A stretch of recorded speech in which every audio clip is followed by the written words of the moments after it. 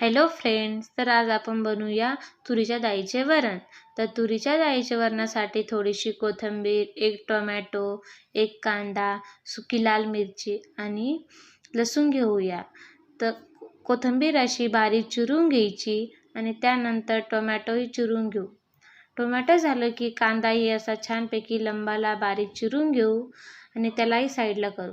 त्यानंतर छान असं बारीक लसूण कापून घेऊ. तर मी नंतर एका कुकरमध्ये डाळ शिजून घेतली होती. तर डाळीचं कुकर उघडून घेऊ आणि त्या डाळीला छान असे एक जीव घोटून घेऊ. घोटल्याने त्याच्यामध्ये डाळीचे असे कण राहत नाही.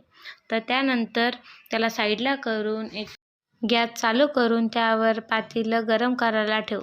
पातेलं गरम झाल्यानंतर त्यामध्ये थोडंसं तेल घालून घेऊया आणि तेल गरम झाल्यानंतर त्यात थोडीशी मोहरी, जिरे हे असे तडतड झाले की त्यामध्ये आपण लसूण घालून घेऊया. लसूणला असं गोल्डन ब्राऊन होईपर्यंत परतून घेऊ. लसूण गोल्डन ब्राऊन झाल्यानंतर त्यामध्ये सुकी लाल मिरची घालून घेऊ. सुकी मिरची टाकल्यानंतर त्यालाही छान असे तेलामध्ये तडतड होऊन देऊ आणि त्यानंतर आपण एक बारीक चिरलेला कांदा घालून घेऊ.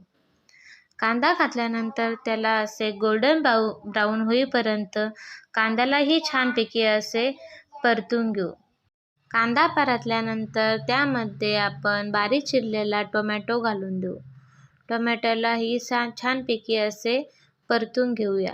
हे सर्व मिश्रण असे छान परतले की त्यामध्ये आपण आता खडे मसाले घालून घेऊया.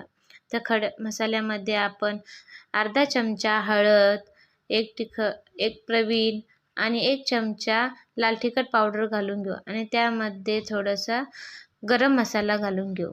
हे सर्व तेल सुटेपर्यंत परतून घ्यायचं आणि त्यामध्ये वरतून थोडीशी कोथिंबीर घालून घेऊ आणि कोथिंबीरला छान असे परतल्यानंतर त्यामध्ये शिजलेली डाळ घालून घेऊ. डाळ घातल्यानंतर त्याच कुकरमध्ये थोडंसं पाणी घालून ते पाणी त्यात टाकून हवे तेवढ्या प्रमाणामध्ये आपल्याला घट पतलं बघून तुमच्या हिशोबानुसार करा. तर त्यानंतर वरतून बारीक चिरलेली कोथिंबीर घालून घेऊ आणि चवीनुसार मीठ घालून घेऊ.